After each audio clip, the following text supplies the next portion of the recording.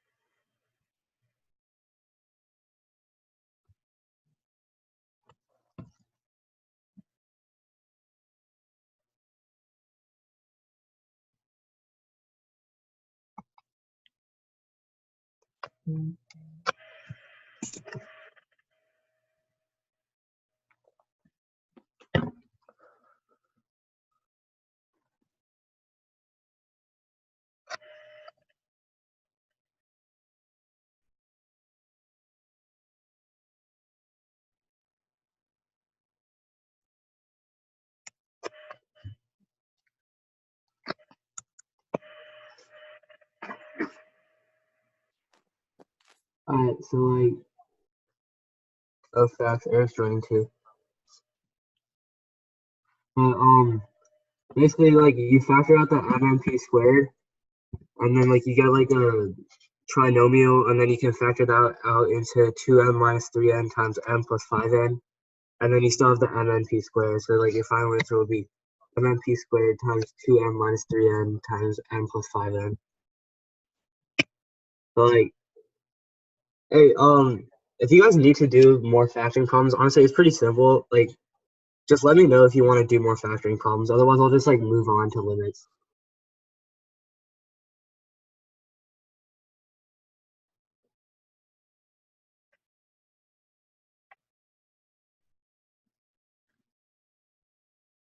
All right, we got more people on, so I'm gonna just start going through the actual material.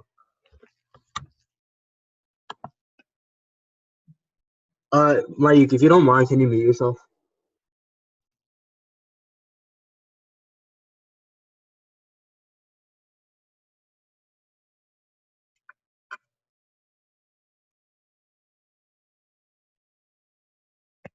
All right, so what we're doing is like, what is a limit? So basically, limits are when you have a certain graph, like as it approaches a number, then like whatever number it approaches, that's its limit. So it's pretty simple, right? Like, so if you have a graph like this, and then you have a hole right here at like 2, 1, then like the limit for this would just be 1.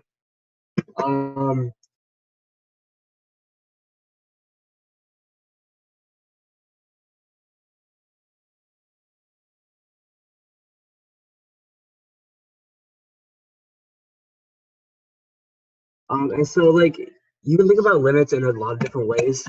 So let's say like you have first of all, you can think of it in a table. So let's say like you have a certain function where limit as x approaches 3. So you would get into a table, you would plug in for x values that are close to the number 3. So let's say like 2.9, 2.99, and 2.999. And then 3.001, 3.01, and 3.1. And so like let's say that it was getting super close to 6.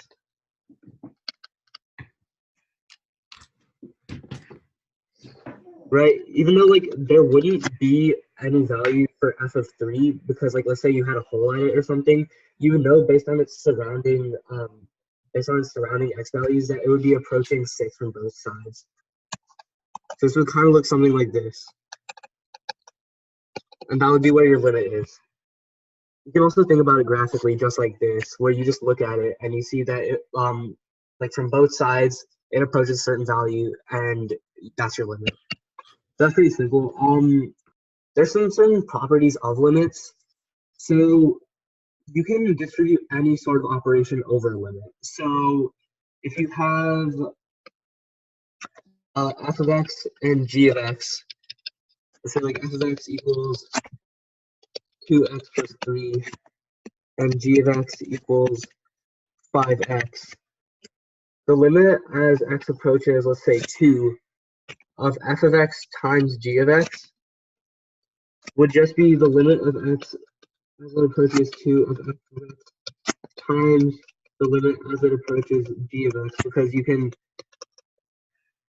distribute the multiplication over the limit. So you can do that for really anything. You can do it for addition, subtraction, you can do it for even exponents.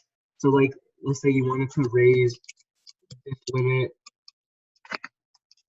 so let's say like the 4th power.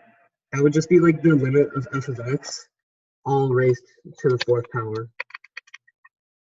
So for specifically this, it would be, let's see, it would be 7. So the limit as it approaches 2 of f of x would be 7, and then you would just raise that to the 4th power, and that would be your limit there. So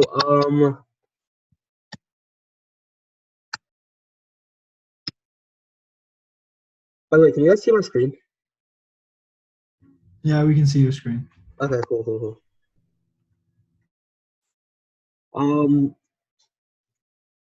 Yeah, so like let's say you have f of x equals root x plus 3. What would be the limit as x approaches 4 of f of x to the, like, f of x squared? What would that be?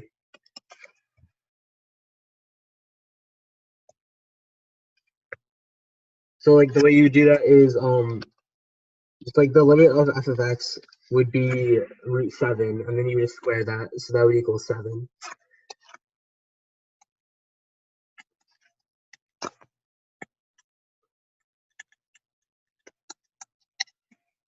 All right, so like that's some pretty basic stuff.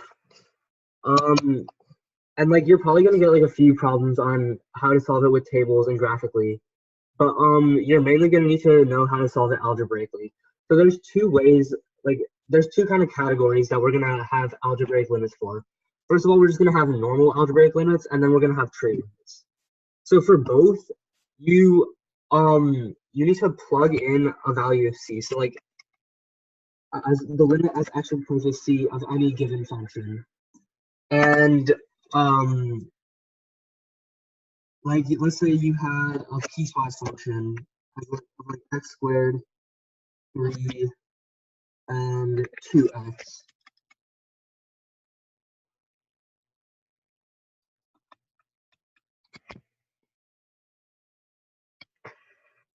What would be the limit as x approaches 2? And like if someone has it, you can just like unmute yourself and say the answer. So what would be the limit as x approaches 2 for this one?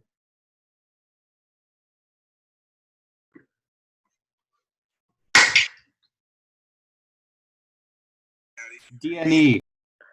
Factual. Because you just want to plug in 2 for your x values. Like you look where it approaches 2, like which domains it approaches 2 for, right? So it approaches with this function and this function. So as it approaches from the left, it approaches 3.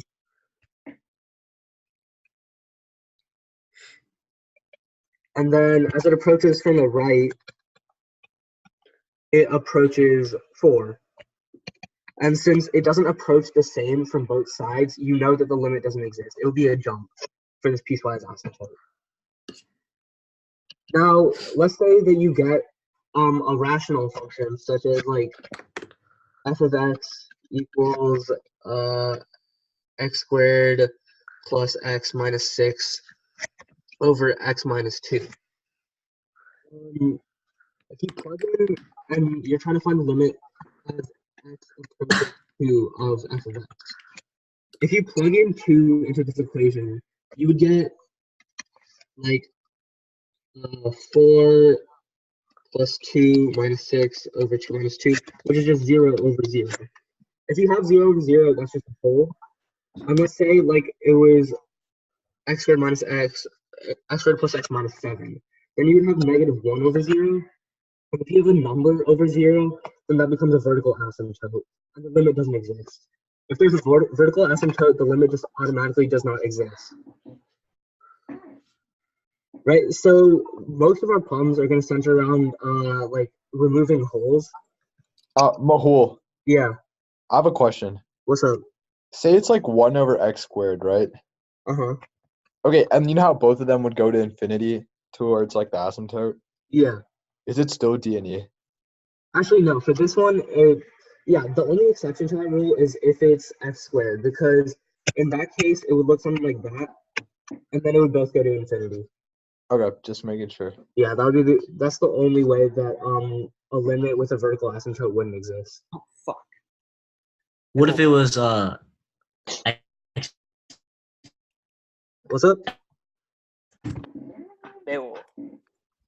I think you should clarify that a little bit, because like technically the limit, even though it like approaches like infinity, it still does not exist. Like there's not the limit can only exist if it like approaches like a single point, and in infinity it's not a single point, right? No, wait. Omer, let Precisely. teach. To be what? Omer, the thing is though, like in class, she said it's infinity, but technically it's D and E. But like, I don't know what she wants us to put though. Yeah, so technically this doesn't exist just because like you can't really have a limit approaching the number infinity because infinity doesn't exist. But also you know that it's gonna just like keep getting greater and greater. And so you need to put more information than just, oh, it doesn't exist. So the way you do that is just say infinity. Technically, it is D&E, right? But the AP exam, I think they specifically want you to put more detail, and that's why you have to put the infinity and stuff like that. So I think Yeah, exactly. Wait, so what would you put? What's the answer then? infinity. You put Put infinity. infinity.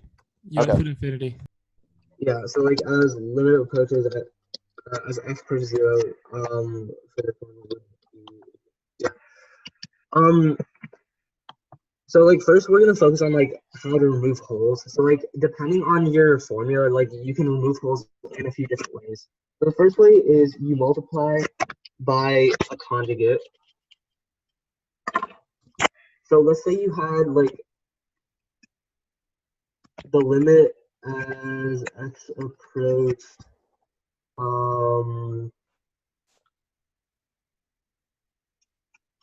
let's see. Here, if you can go on the limits worksheet and do number 15, that'd be pretty sweet. The limits worksheet. Yeah, number 15. Which one is that? It's limit as x approaches 3 with 9 minus x squared over 1 minus square root of x over 3. Oh yeah, this one. Okay, Yeah. I know what you're talking about. So this one, it looks complicated because you have a square root, but this would just be like another instance of multiplying by the conjugate. So in this case, you multiply by the conjugate of the denominator. So it would be like 1 plus root x over 3 over 1 plus root x over 3. And so what this will give you is 9 minus x squared is 1 plus root x over 3. And then every time you multiply by the conjugate, it would just be 1 minus x over 3, because you would square the root x over 3. And then so you can factor out the 9 minus x squared and the 1 minus x over 3. So you would get 3 minus x, 3 plus x, 1 plus root 3, and then 1/3 3 minus x. You see how that works?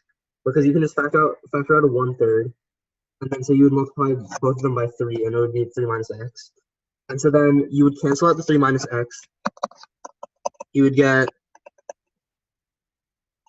and then since you have a 1/3 in the denominator, you can just shift it up here. And so you would have 3 times 3 plus x times 1 plus root x over 3. And then you would just, now that you've removed your whole, like this was the reason why you had a whole. And so you've removed your whole, and now you can just plug in 3 into the equation. So it would be like 3 times 3 plus 3, which is 6, times 1 plus root 3 over root 3, which is 1. So 1 plus 1 is just 2. So 3 times 6 times 2 equals 36. And so your limit would be 36 for this one. Does that make sense? Yeah, makes sense. Can we just plug it in from there, or no? We can't do that. Yeah, so from here, you would just plug it in, because the whole point is you can't plug it into this one. Oh, okay, wait, never mind. You still have You can't plug it into this original equation because you would get 0 over 0. Yeah, okay. And so you have to go about the whole process of multiplying by the conjugate in order to remove the whole. And so, like, this is just one of the ways that you can remove a whole. Like, generally, if you have a square root, you want to multiply by the conjugate just because it's the easiest way to go about it. So let's say, like, you had the limit as x approached 4 of root x plus 5 minus 3 over x minus 4. So again, you would need to multiply by the conjugate here, and for this one, you would multiply by the conjugate of the numerator just because you generally just want to get rid of the square roots. Like, once you get rid of the square roots, it's a lot easier to work with. And so you would just multiply by root x plus 5 plus 3 over root x plus 5 plus 3. And this will give you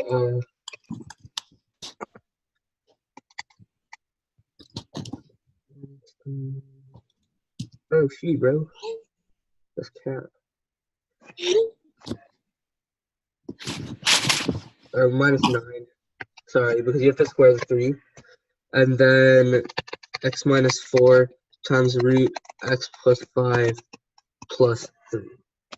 And then from there, you know that this equals x minus 4. You can remove, or like you can reduce the x minus 4s in the numerator and the denominator. And now you know that you've removed the whole. And so what you're left with is 1 over root x plus 5 plus 3. And technically, you still do have a square root, but what I was talking about when like removing square roots is more like when you're multiplying by the conjugate, you generally want to multiply by the one that, like the numerator or the denominator that has the square root. Because for this one, yes, you have a square root, but you can just plug in x equals 4 into that, and you get root 9, which is just 3 plus 3. So you get 1 over 3 plus 3, which is just 1/6.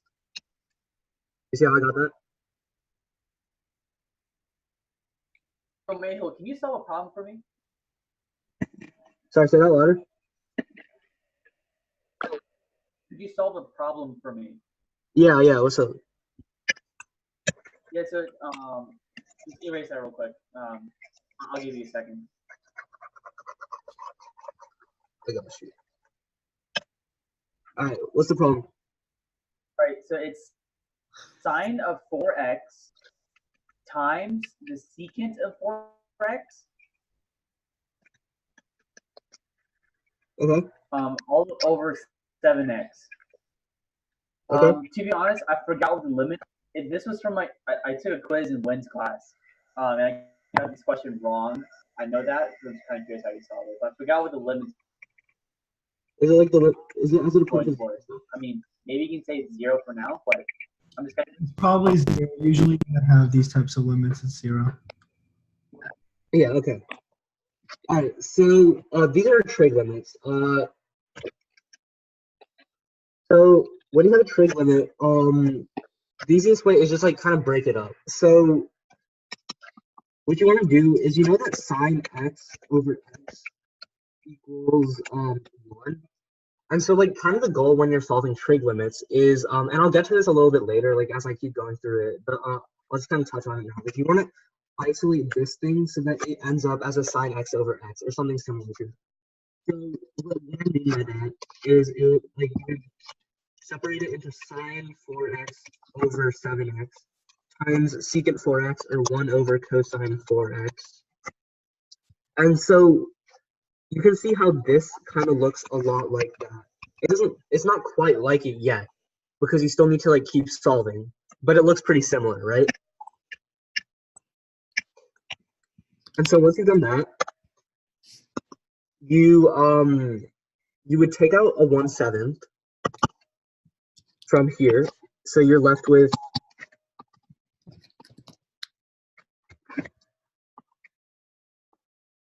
sine 4x over x times 1 over cosine 4x.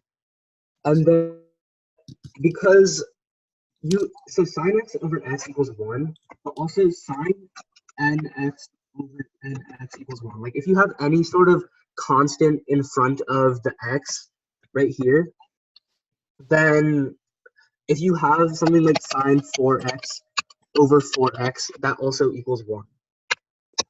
So you want to add a 4 to both sides because that's legal, right? You're just multiplying by 4 over 4. And so then you're left with sine 4x over 4x all times 4. You can just take out the 4. So you're left with 4/7 times the limit of sine 4x over 4x times 1 over cosine 4x. So now you can work on simplifying. So this equals 4/7 times the limit as x approaches 0 of sine 4x over 4x is just 1.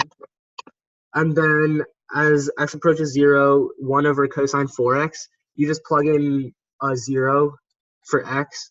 And cosine of 0 is just 1, so 1 over 1 is just 1. And then you're just left with 4/7. Cool? Mahul, can you work from the third step, like where you do the arrow? Yeah. So you have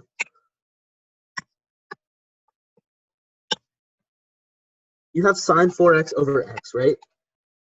And you want to figure out some way in order to add a 4 to here so that you can have a sine 4x over 4x, which you know equals 1. Because anytime you have a constant in front of the like a sine constant x, then for it to equal 1, you would also need to add that same constant to the x in the denominator. So you want to figure out some way to add a 4 to the denominator of sine 4x over x. And so the way you can do that is just multiply this entire thing by 4 over 4.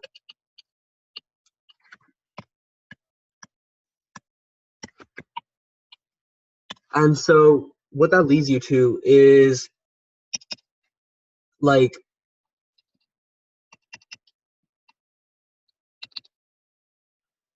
4 over 4 times sine 4x over x. You can just move the 4, like the 4 in the denominator here. So you have sine 4x over 4x.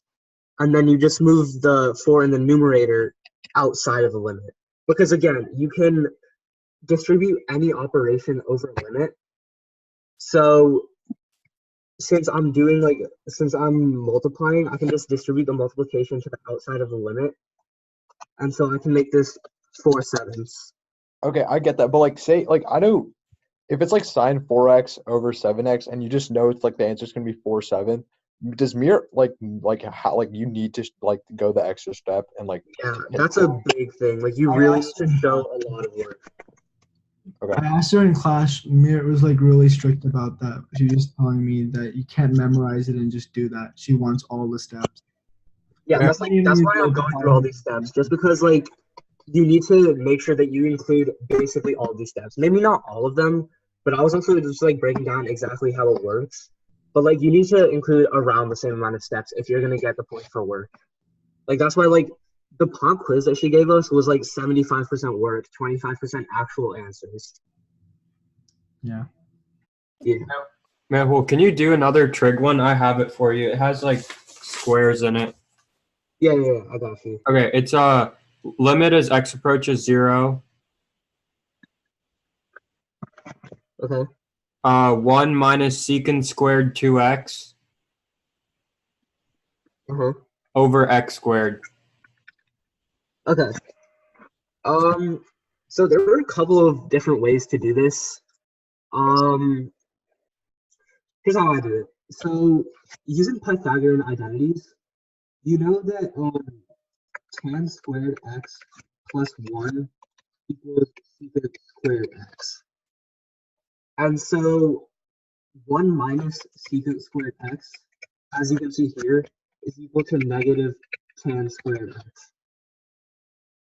Right, so I can rewrite this limit as negative tan squared x over x squared.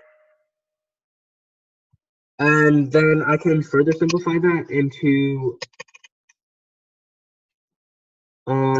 like I'll just factor out the negative to the very beginning of the limit just because it makes it a lot easier. So sine squared x over cosine squared x all over x, which equals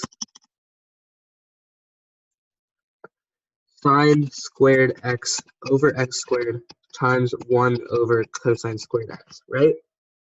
You see how I got there? Mehul, I think you messed up somewhere. I think you No, because no. In the second step, you forgot that it's negative 10 squared of 2x, not just. oh yeah. My bad. No problem. I got you, home. All right, so I'll just rewrite this like as 2x. Okay. So sine squared 2x over x squared times 1 over cosine squared 2x. Okay. And I can further break that down into sine x over x times sine 2x over x times cosine squared x. So do these two look familiar? Because they're pretty simple to the sine x over x that we're trying to solve. So again, we add the 2 to both so that we can have a sine 2x over 2x because that would equal 1. And so you multiply by 2 times 2, or you just multiply by 4. And you take out that 4 and like take it to the outside of the limit. So you have negative 4 times the limit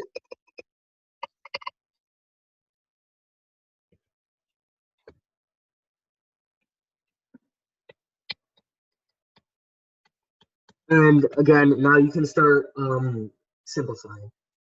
So you know that this equals 1, and then cosine squared of 0 also 1, because 1 over 1 is 1. So you have negative 4 times 1 times 1 times 1, which is just negative 4.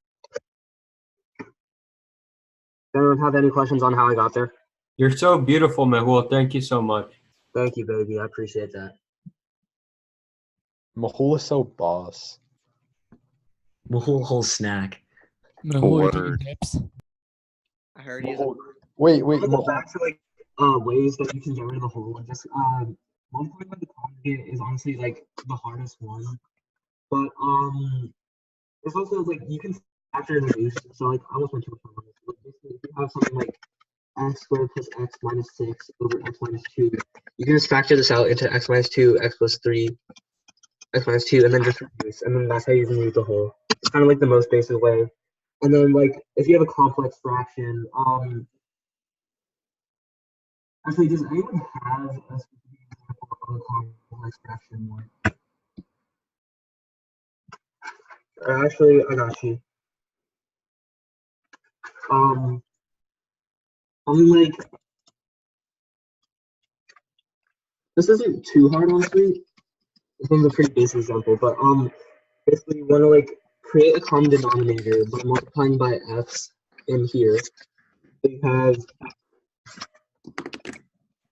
x plus 1 over x, and then you reduce the x's, and so you have limit x plus 1, and you've gotten rid of the whole.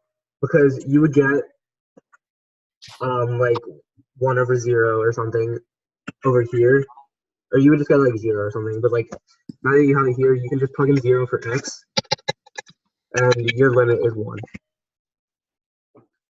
Alright.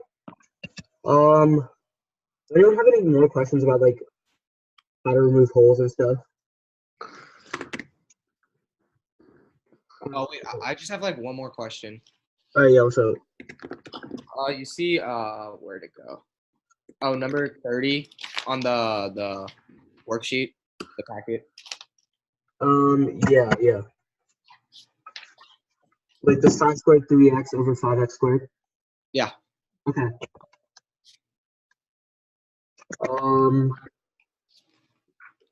Do you just take the 3 root 5 out? Like, is that what you do?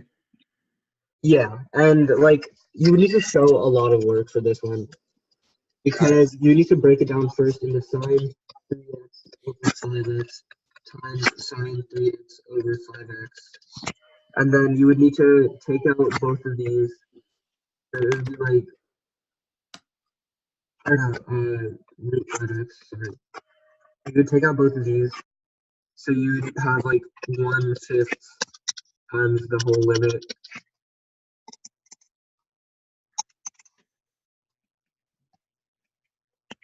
And then you would add 3 to all of them, and so then you can factor out this 9.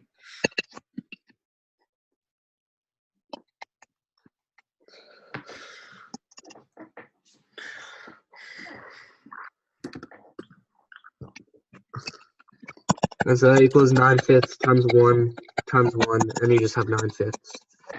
So basically, like the most important part is breaking it down into like sine 3x over root 5x times sine 3x over root 5x. And so then when you take out both of the root 5s, you can multiply them together. So root 5 squared is just 5. And then you can factor it out like outside of the limit, because again, multiplication is distributive over a limit. And then you do the same for the numerator with the 3s that you add, and you get 9/5. Does that make sense? Yeah, thanks. Yeah. I have a question. It's number 33 in the packet. Do we need to know like the double angle like identity for this? Actually, you don't for this one, but it would make it a lot easier. Wait, so you know more than Miss Meert? Damn. Factual. But like, Damn. it makes it a lot easier to know the double angle. Wait, was that a mug? Amo, get off the call, bro. Okay. Wait, Moog's on here? Yes, sir. That's Wait, true. That's definitely not a bug. Mo, go away. You're in pre-calc. Which pack are you talking about? The one Meert gave that has the answer key on the back. Damn. Oh, the limits one with like all the limits? Yes, Sabron. Thank you. Which number again? 33. Oh, god damn it. Wait, the limits packet with the limits on it, right? Yes, Yeah, that no, one. It's the limits packet and has the limits on it with other limits. Oh, wait, I got the limits packet without the limits on it. Then that's So, just I just Not recommend B. you don't need to like look through the packet. You chillin', Holmes. Just to clarify, this is the one with the limits. Thanks, Audie. You really got to rub it in. Thank you, Addy. That was very helpful.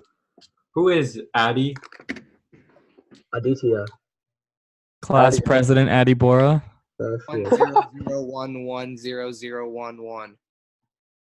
Huh? Addy, have you started studying for physics C yet? I don't plan on studying. This is a BC session. Please let Mehul continue.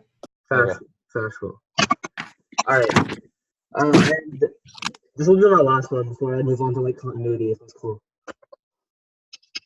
All right. So Mahul. yeah. Yo, I've been raising my hand politely. You see that blue thing? Oh, word. I'm sharing my screen. I've been straight up getting disrespected out here, bro. Oh, word. What's wrong? Could you do 47 on the homework yesterday? Yeah, I'll do it after this.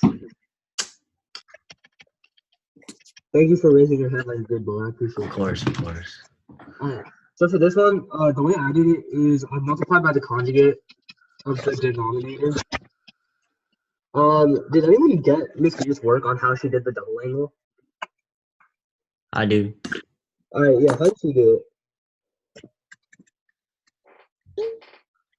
Like basically, Eric, what was the double angle? It's cosine 2x equal to 1 minus 2 sine squared x. 2 sine squared x. Nah, it's cosine squared x minus sine squared x. Yeah, I think she simplified it into 1 minus 2 Oh sine. yeah, that's what she broke it up into. So we need our double angles. You're What, saying? who is that, bro? Is that Zach? Yes, sir. God damn, bro. So it would be a lot easier to simplify it into this because you have only like sine squared x as opposed to cosine and sine. It makes it a little bit easier. So just like simplifying it out, you would get this would just be a positive 2 sine squared x. And then again, you have a squared and a squared, so you would just break it up again into x over 2 sine x times x over 2 sine x, right? And then, so an interesting thing about like the sine x over x is it equals 1 even if it's with the reciprocal. So x over sine x is also equal to 1. And so you can kind of see that's what you're going to need to do with this one. You're going to need to convert it into some sort of x over sine x. And the way you do that is... Wait, will Meert be fine if we just like put x over sine x and just like say that's equal to 1? Or will she? Yeah. Okay. And so the way you can do that is you can just take this this 2 and this 2 outside of the limit. So you take a 4 outside of the limit. And you have x over sine x times x over sine x. How'd you take out a 4? Well, it's not a 4, it's a 2, bro. Because you take out a 2 from both. So 2 times 2 is 4. Nah, but Bahul, it's 2 sine squared x, bro. Oh, 1/4. Sorry, not 4. Yeah, okay, there we go. That makes sense. Wait, what? Bahul, how did that happen, bro? 2 times 2 is 4, Eric. I know, but where did you get the 4 from 2 sine squared x? Bro, it's 1/2. Bro, it was sine squared. Oh, it's x squared over 2 sine squared x, and then he broke it apart and then took it out 1/2 from each. Oh, Holmes, you're right. I know what he's talking about. You need to break it up into root 2 and root 2. I told y'all, Mayuk, shut yo. Oh no, Eric got me. Mo, how'd you let Eric get me like that, bro? Bro, factual. Eric's too nice. I mean, I'm only here for the clout. All right, so then you take out a 1/2, which is actually the answer is 1/2. So yeah, what clout you getting from this? All the clout. God dang. Factual, bro. Bro, those 2 1s in parentheses look like eyes. Could you not break it up into like x over sine x times x over sine x times 1 over 2? Because if we did it like this, we can distribute the limit out just to kind of show why it works.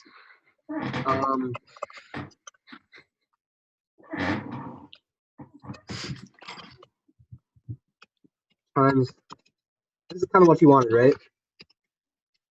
Yeah. Okay, so we can like distribute out the limit, and then so this equals 1 times 1, and then anytime you have a limit of just like a constant, you just like the limit is just that constant. So like there was a question on the review packet that was like the limit as x approaches 2 of e minus pi root 2, which looks super complicated until you realize that this is just all one constant. And so the limit for this would just equal e minus pi root 2. You wouldn't need to do any sort of algebra or anything. That same principle applies here. They equal like 1 times 1 times 1/2, which is also 1/2.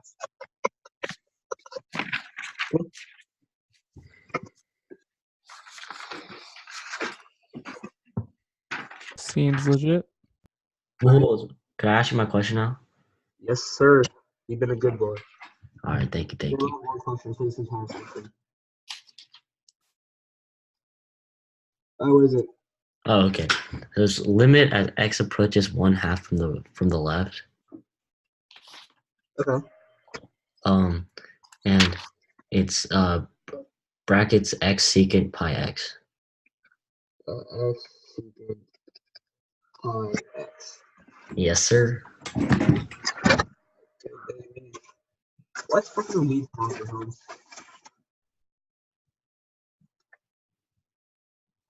Let me load up something. Alright. So you can break this up into you can like distribute the limit. So this equals the limit times of secant pi x. And so this equals just 1/2.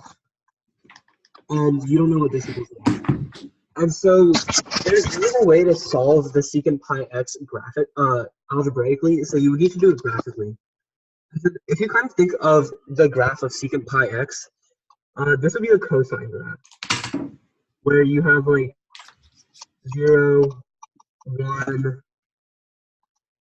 2, 3, and so on. And then like this would be 1/2, right? And so you know how with secant you always like basically do parabolas at peaks and valleys of the cosine graph. So your secant graph would look something like this, with an asymptote at 1/2. And you're approaching it from the left, so it would just keep going to infinity, right? And so it would be 1/2 times infinity, and anything times infinity is just infinity. Wait a second. How could this be? So oftentimes with like secant and cosecant, you're gonna need to think about it graphically. Wait, how did you even draw that graph, bro? Because, all right, I'll give you a simple example. Let's say you have something like secant x, right? So this is what a normal cosine graph would look like. 0, pi over 2, pi over 2.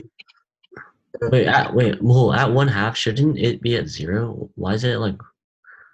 Wait, I'm confused. There's an asymptote at 1/2 because pi times 1/2 is pi over 2. Yeah, but cosine of pi over 2 is 0. It's secant, so it's 1/0. So there's an asymptote. I know, but like, I'm saying like the way he drew the graph, it looks like it's at 1. Ah. My graph is looking kind of whack. Whoa. What is that graph, my boy? Kind of ugly. Try Holmes. Oh, that's why. Fuck.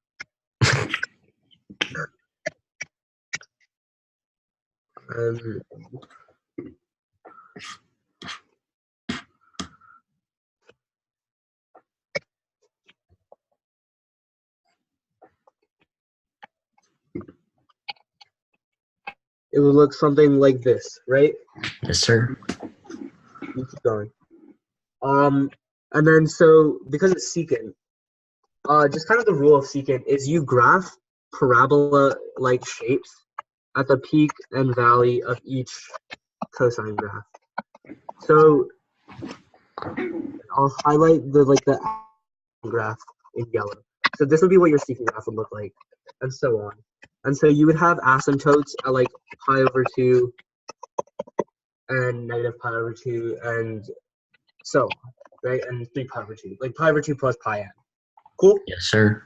So the same principle applies for secant of pi x.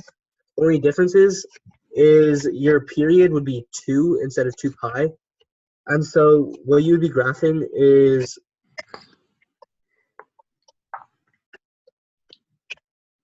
one half, 1, 3 over 2, and 2. Those would be like your 4 main points. And so you still graph it the same way. And you see how your asymptote would be at 1/2? Yeah. Right. So you know that and so then you look at your limit and you're trying to figure out as x approaches 1/2 from the left. So like this area. And you see that it just keeps going to infinity as it approaches this asymptote. Mm-hmm. And so you know that it would be infinity. Yeah, I got you. I was just confused about the first graph because at 1/2 your f of x was at like 1. Yeah. That was just my bad. I fucked up on that. Yeah. Messed up, sorry. But yeah. Cool. So do you guys understand like algebraic limits, both like trig and other limits? Yo, Mahul, can I ask a question? Yeah. The review guide that she gave us? Uh-huh. On question 2, the one where we have to define the limit numerically with the chart, I know the answer should be DNE, but like when I plug numbers into the graph, it looks like the numbers are meeting at 11. Really? That's not right. Because 1 minus x squared would be like 1 minus 9 should be negative 8. So like from the right, it would be going to negative 8, and then from the left, it would be going to 11. Wait, Right? can you say that again? So, okay, here's the equation. 1 minus x squared if x is greater than or equal to negative 3, and then 8 minus x if x is less than negative 3. Right? So you plug in x for both, you plug in negative 3 for x for both, so you would get negative 8 for this one and 11 for this one. Right? So you know that because this is if it's greater than negative 3, so you know that as it approaches from the right, it would go towards negative 8. Right? And then from the left, it would go towards 11. And so you see how they don't meet at all. Like there's no limit here. Yeah, that part I understand. It's just when I plugged it into a number table, the numbers kind of trip me up. That's tricky. But it's all right. I got it now. Thanks. Yeah. I'm a whole lot of question. Cool, Dustin. Yeah, what's up? Oh yeah, so how do you know when it's like the limit is unknown, even when like they converge, like they seem to converge upon like the same number? Okay, I'll give you an example of that. It's only with like if you're given a table. Like let's say you had like 2.5, 2.9, 2.99, 3, 2.01, and 3.5. Right? So let's say that it really looked like it was converging upon 7.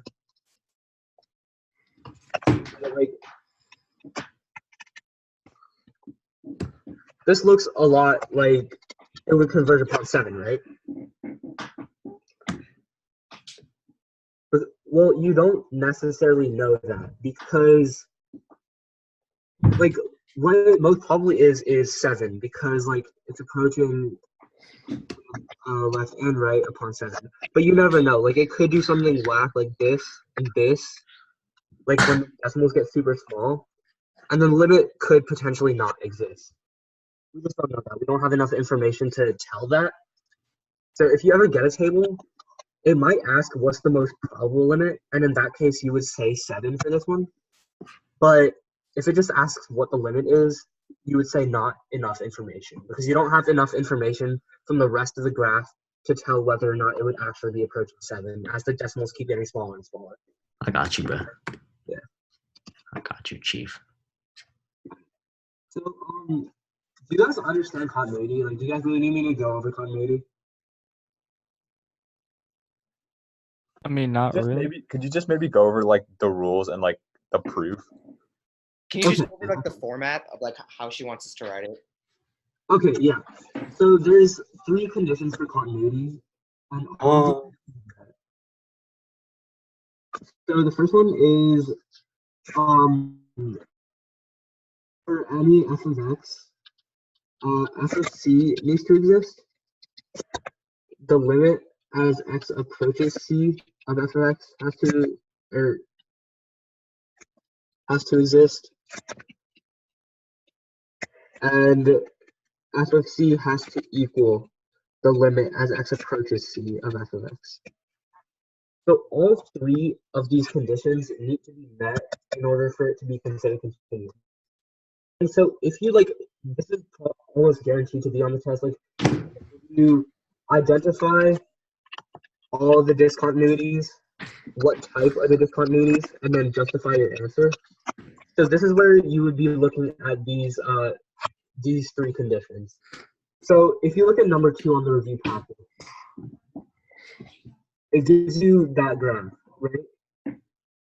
And so you would have 4 discontinuities. So for your identified, you would just say what the discontinuities are. So it would be at x equals -3, at x equals 0, x equals 2, and x equals 4. As far as type, you would need to say that it's removable or non-removable, first of all.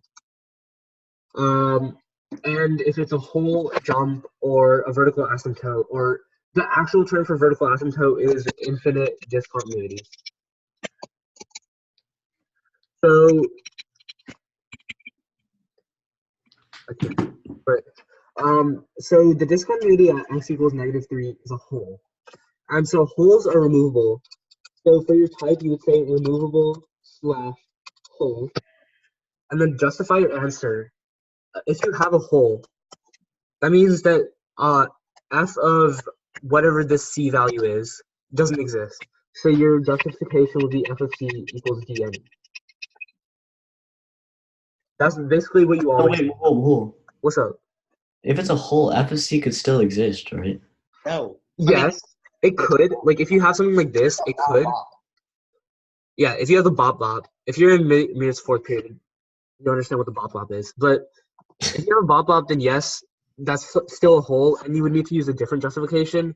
But if you have just like a normal hole, like what you normally think of as a hole, then you would use this as your justification. Okay. But if it was like that, would you say the second one? Well, okay, I'll give you an example of that. It's at x equals 2. So it's a hole and it's removable. But you wouldn't use the justification that that f of c doesn't exist, because f of Use c the third exists one. right here. I see. So you would use one because f of c does not equal the limit as x approaches c. So is that the format that she wants us to write it in? Yeah, exactly like this. Okay. Mahul. Yeah. Wait, so the only removable is a hole, right? Yeah, the only removable is hole. But like the one where you drew like the bop thing, is that gonna be jump? It's not a jump, bro. It's a hole. Bro, I asked Miss Meert. She was like, "Ain't no such thing as a bop bop," because this is still a hole. Even though like you kind of like jump, she described it more as a step. Okay, so that's still a removable hole. No, that's a piecewise hole. So those you can't remove. She explained that to me. I asked her about it. Like that can only exist in a piecewise function, and that's why it's a hole. So those are non-removable. You can remove the hole from the parent function, like of the one that has the hole, but you could do it. LeBron, cut it out, bro. Okay, what she said is like this would be the case where like it would be like where it does not equal, like let's say for that one it was the hole was at like x equals 1, right? Wait, okay, so is this just non-removable or removable? The one This is a non-removable hole. Which actually that makes sense. Like the reason why a normal hole is removable is because like you can reduce it or multiply by the conjugate or any of the things that I was just talking about.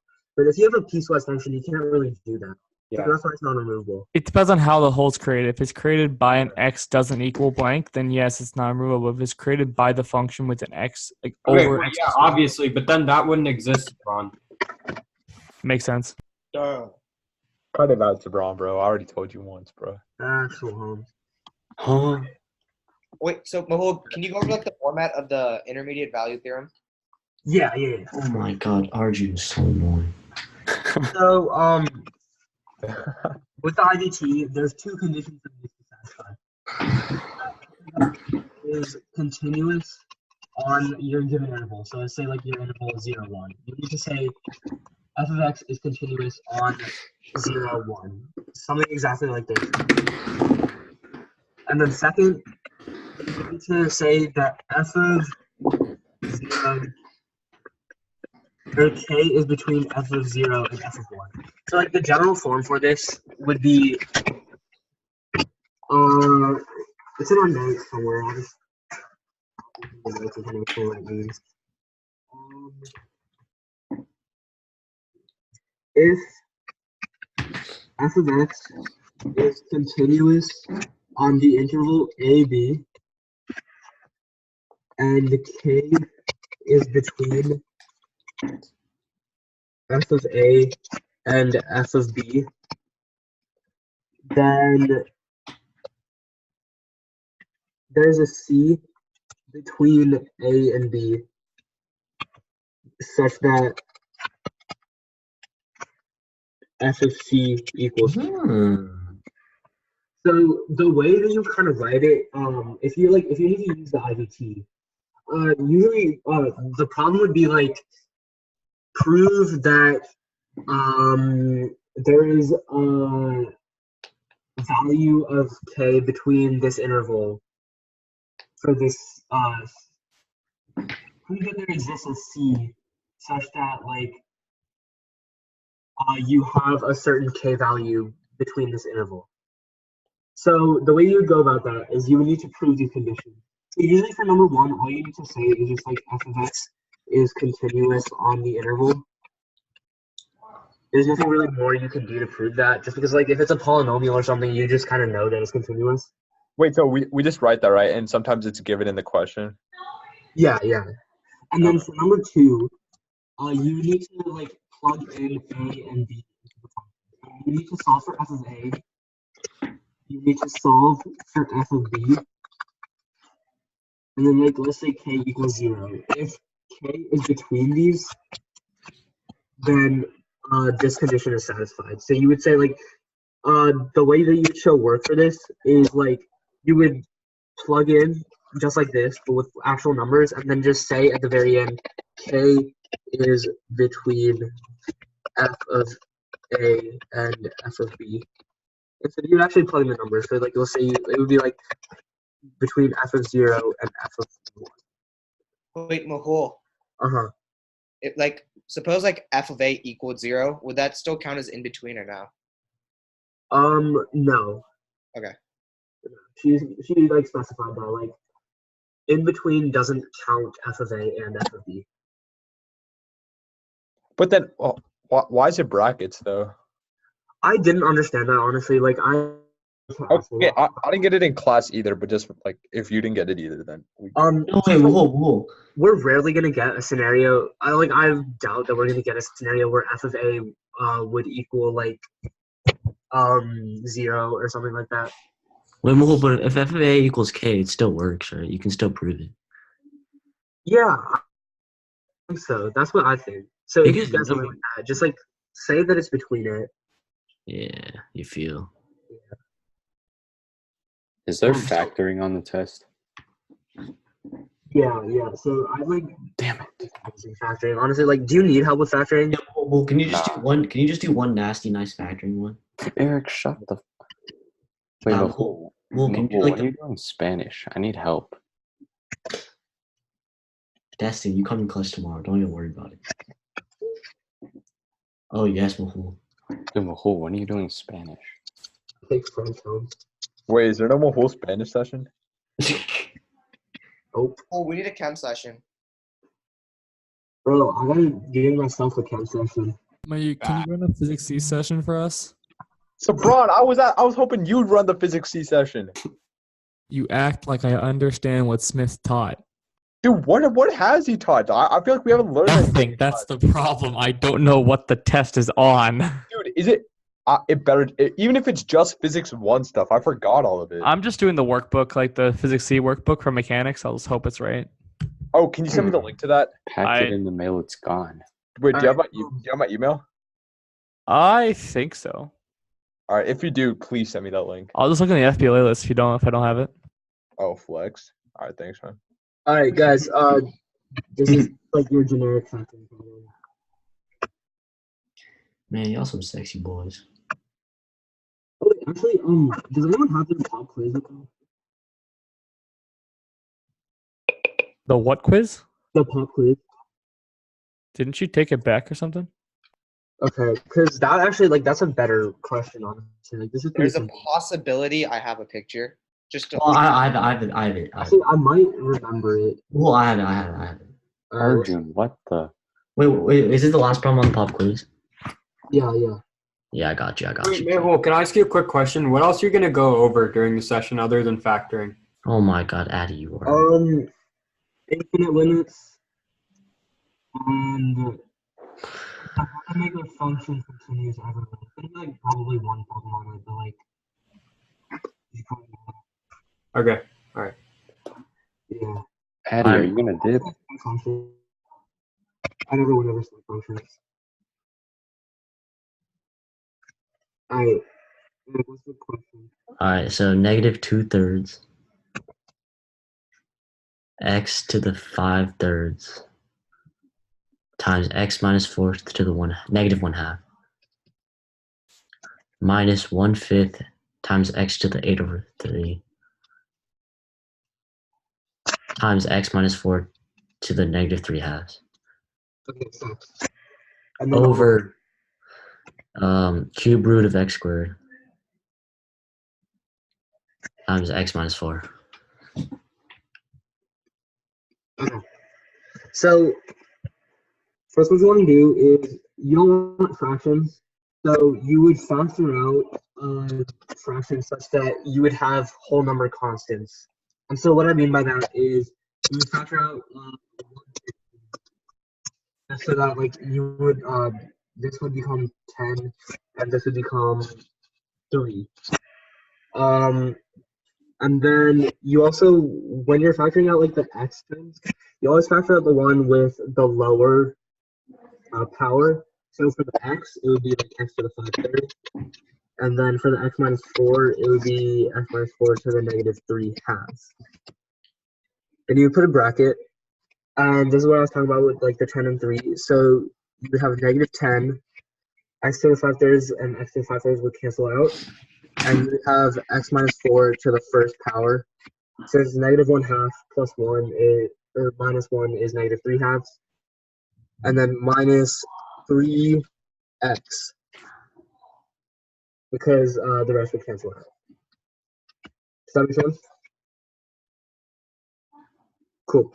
And then also I would convert the cube root of x squared into x to the 2/3 times x minus 4.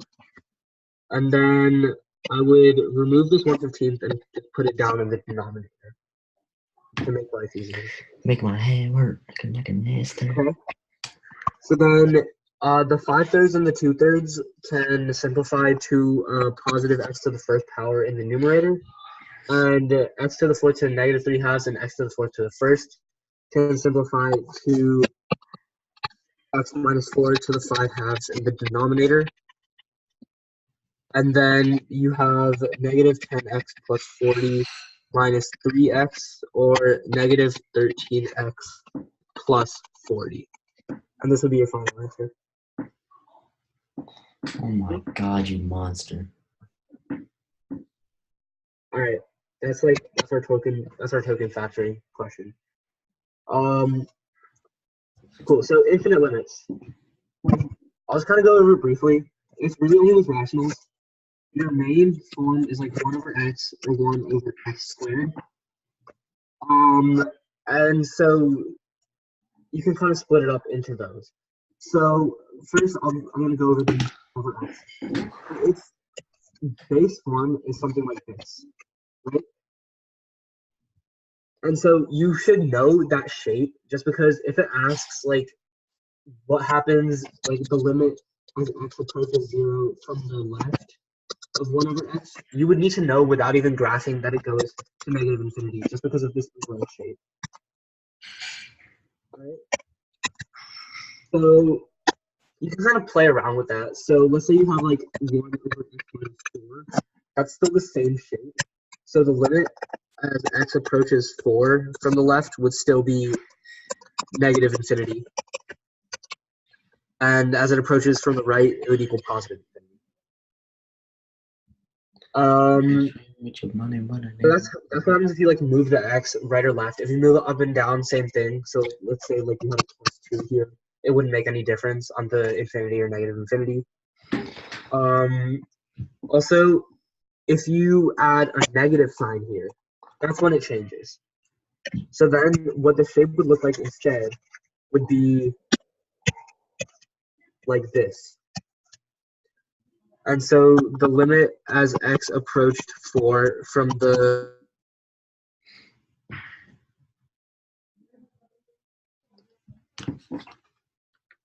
What happened, bro?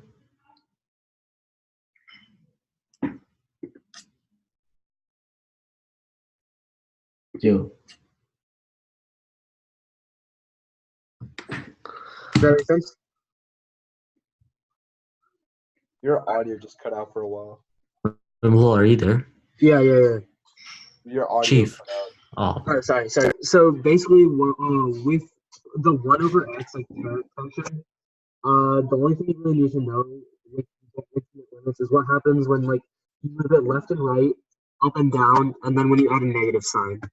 So when you add a negative sign, it flips. So it goes from that to that. And if you move it left and right and up and down, nothing really changes about the limit. Cool? Does that make sense? Alright. Domes. Also, so then the other parent function is 1 over x squared. And so what that would look like is like this. And so again, if you move it left or right, so let's say like you have something like 1 over x1 squared. If you move it left or right, the limits would still stay the same. If you move it up and down, limits would still stay the same. But if you flip it, then the graph would turn into this. And so your limit as x approached 0 would be negative infinity instead of positive infinity as it was here. Wait, I thought you told us to write DNE. Not for this, no. Again, if you have a limit going to infinity or negative infinity, then you always write infinity or negative infinity instead of DNE. Okay. Just because there's always like that's the more information that she needs. She would probably like take off a point, but like she still would take off points if you put DNE. Okay. Yeah. So does that kind of make sense? Like how the infinite limits change with the parent functions? Like it all kind of boils down to the parent function. I hate this mirror. Holy shit. Alright, cool. That's like the base. Do you have any specific questions about infinite limits? We're having trouble with them. I didn't know like what exactly was like happening. 你不能C考吃一个维 C 什么对着弄点水果好了。买的葡萄被你弄大。Eric out here getting cooked for real. Eric, why did you just get cooked by your mom? What did you say? Why did you just get cooked by your mom? Nah, she asked me if I wanted some grapes. I understood that. Bro, all I heard was ching chong. Like, Who? Thanks. Does anyone have any specific questions about infinite limits? Wait, what are we doing right now, bro? Infinite limits. Oh shit. Yeah. So limit is x goes to c, and then f times g, but f is infinity and g is L. Then you don't know. What? It would just equal infinity. No, but if L is 0. If L is 0, then like we don't know that. That's that the answer is next semester, Chief. Who was that?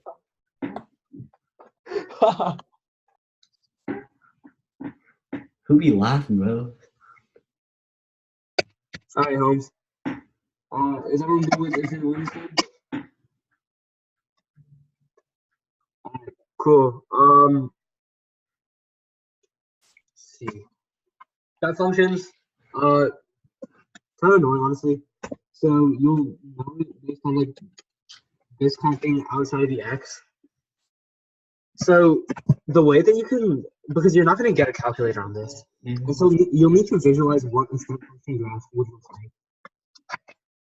So the way that the easiest way that I do it is you would plot a point for each integer value of like the original equation. So let's say you have like a 2 plus 3. So I would plot every value just like it was a normal, like every output for an integer input, just like it was a normal function. So like it would look something like this, right? And then all I would do is extend the line until it gets values. 你看好不好吃？ Like this. 是吧？ Hey, something so fun. What? Eric's mom is asking him how the grapes taste. Thank you, Destin. You're right. Alright. So that's kind of what the step function would look like.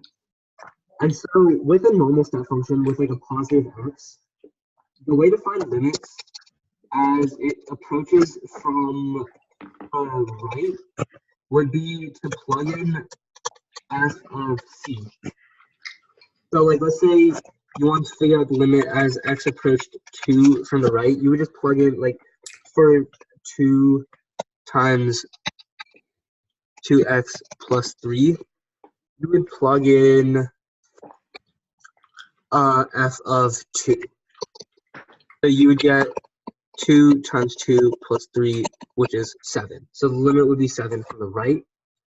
But if it's approaching from the left, you would need to plug in the integer 1 less than your c value. So you would need to plug in 1 instead of 2. And so it would equal 5. Wait, Mahol, can you explain that? I don't know what's going on right now, bro. Because, so this is what a step function looks like, right? And so as x approaches 2 from the right, you can kind of see that it's going to like converge upon f of 2. Right? Because this is f of 2. But if it's approaching from the left, it's just the lowest integer value. So you need to go all the way down here. And as it approaches from the left, it would approach here, which is the same y value as f of 1. Oh. So you would just plug in f of 1 as it approaches from the left. Right? Gee. Everyone cool with that? Huh? Just kidding. Alright. Wait, Mahol, is the step function you drew like 2 times x plus 3? Or is it? It's around what 2 times x plus 3 would look like. I don't know exactly what it would look like, but it's around what it would look like. Okay. Mahol. Yeah. Can you just go over like the sine x over x, the 1 minus cosine x over x, like all the ones we need to know? The special. Wait, Mahol, can I ask you one quick question about the step function? Yeah. For parent functions. So okay. Right, someone else also asked a question. Zabron just said parent functions would be nice. Oh, facts. Like, what do you mean by parent functions? Just if you could, I don't know, do you know the popular ones that she's going to use? I know like step functions, one of them. I don't know what the other one she likes. She's 100% going to use 1 over x, like everywhere. Yeah, she's going to use like 1 over x parent functions a lot. For step functions, she's really just going to use like linear. So just like x. Mahol. Yeah, alright. Step function. So if it's approaching value from both sides is always d and e. Yeah. Okay.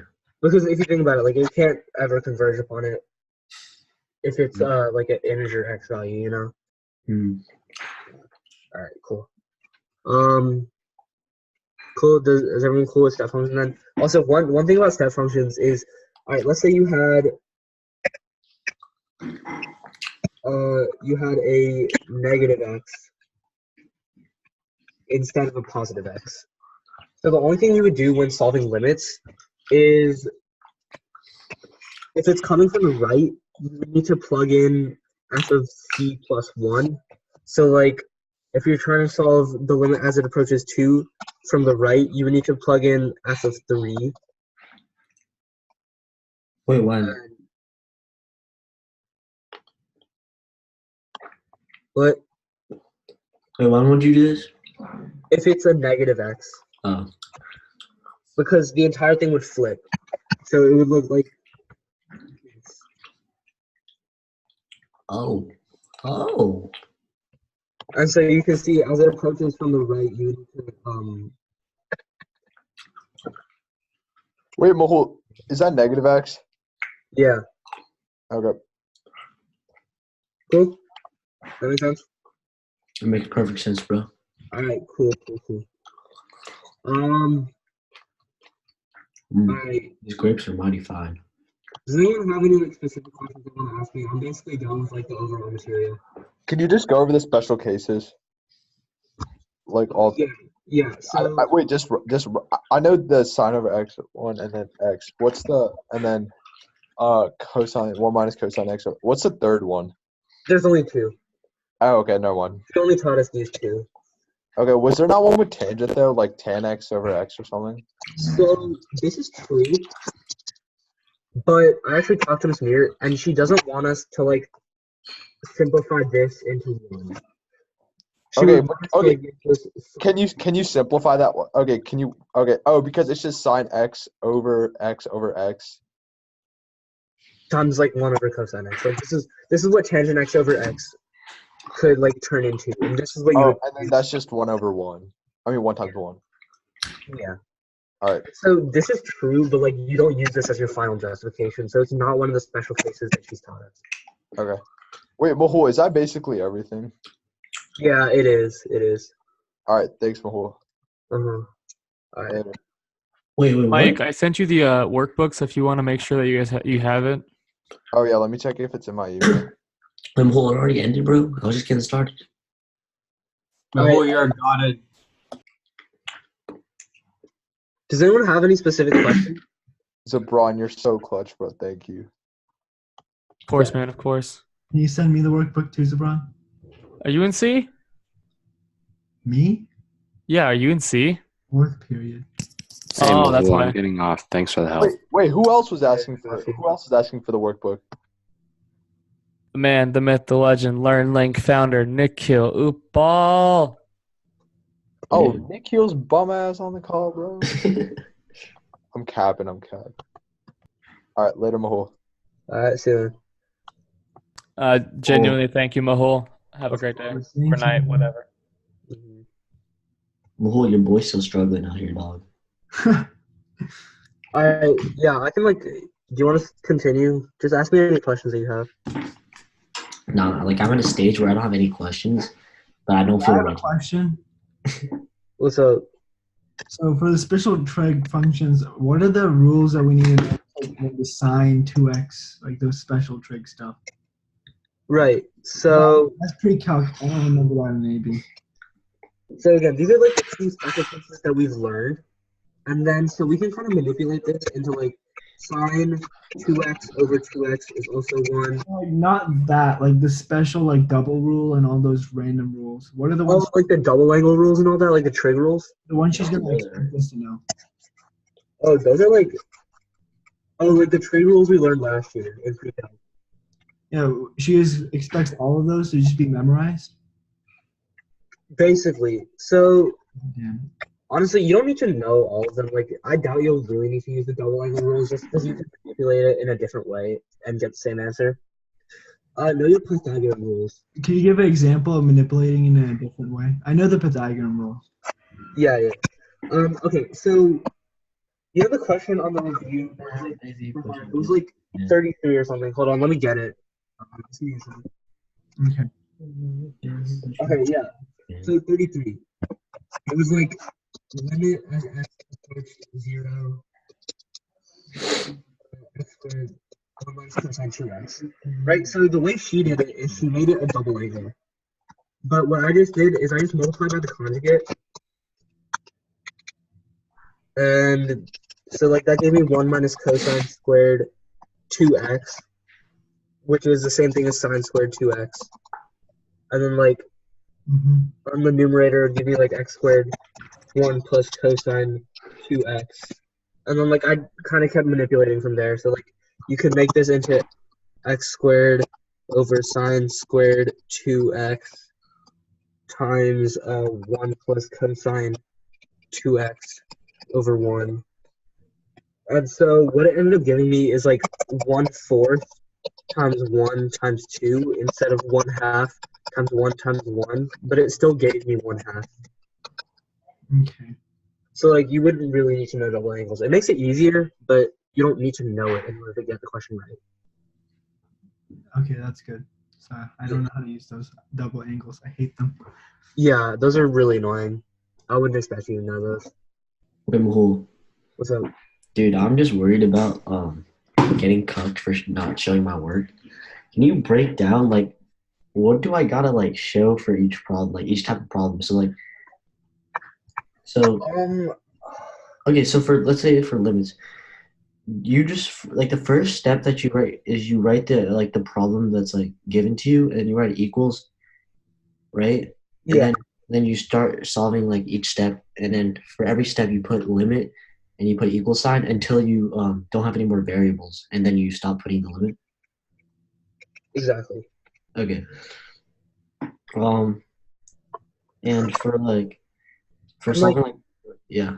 Yeah, like there's really like no one way to do it. It's just like if you're doing a step and you know that like you're doing some sort of mental math, try and put it on the paper just so like she knows that this is what kind of mental math that you're doing.